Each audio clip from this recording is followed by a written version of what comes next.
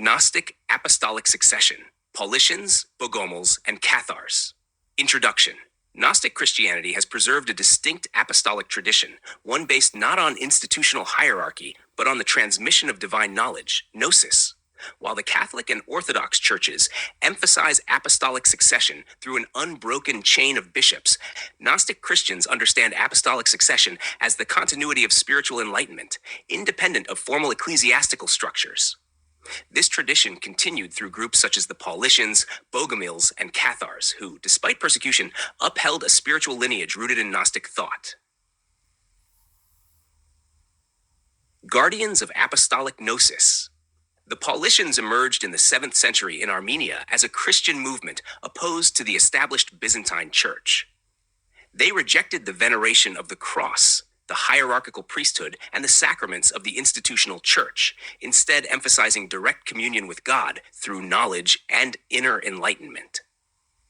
Paulician theology was deeply influenced by the teachings of Paul, particularly his emphasis on spiritual transformation and freedom from the Mosaic law.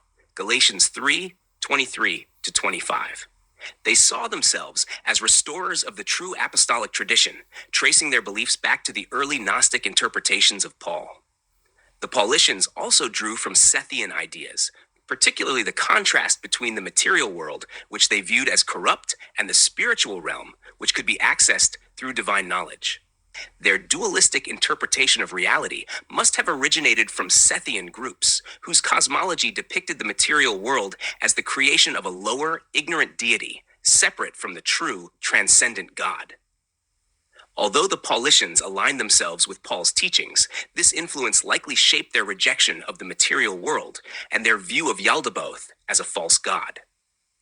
Their opposition to icons and church rituals led to fierce persecution by the Byzantine Empire.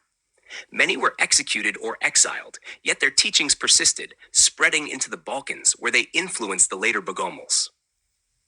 Bogomils, the continuation of Gnostic apostolic succession. The Bogomils emerged in the 10th century in Bulgaria as successors to the Paulician tradition. Their name, meaning beloved of God, reflected their commitment to a spiritual Christianity free from external religious authority. Like the Paulicians, the Bogomils rejected the established church, viewing it as corrupt and aligned with Yaldabaoth, the false creator god of the material world.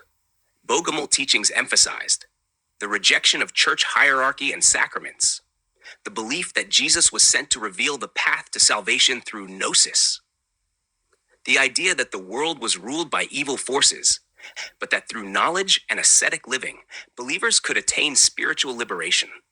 Their theology closely resembled Sethian Gnosticism, particularly in their understanding of Jesus as a revealer rather than a sacrificial figure. However, their dualistic worldview, emphasizing an absolute opposition between spirit and matter, suggests influence from Sethian groups who maintained that the material world was inherently flawed and ruled by an inferior deity.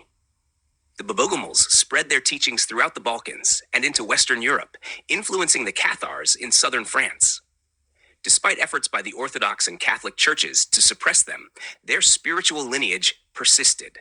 Cathars, the Gnostic Christians of medieval Europe. The Cathars, active between the 12th and 14th centuries, were the Western European inheritors of the Gnostic tradition carried by the Paulicians and Bogomils. Centered in the Languedoc region of France, the Cathars rejected the authority of the Catholic Church, which they saw as an institution of Yaldabaoth.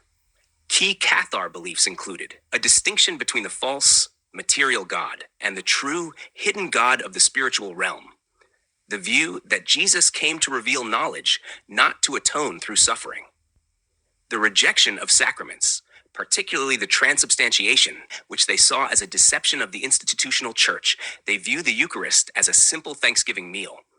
They also rejected the Trinity and the worship of the cross.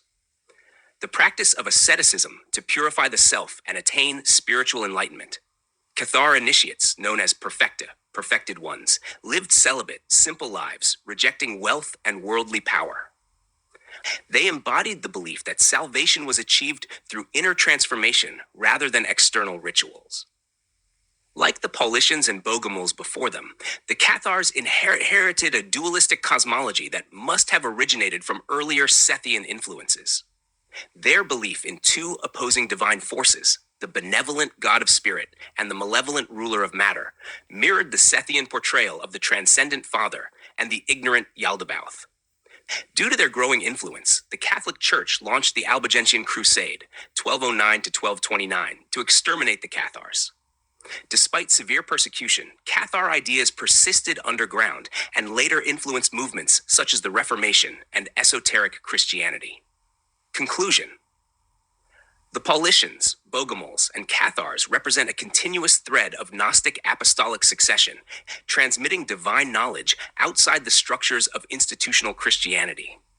Their dualistic interpretation of reality must have originated from Sethian groups, who saw the material world as a deception and sought liberation through knowledge.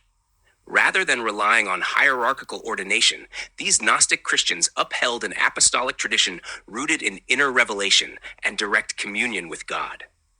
Though persecuted, their teachings endured, preserving the essence of Gnostic Christianity across centuries.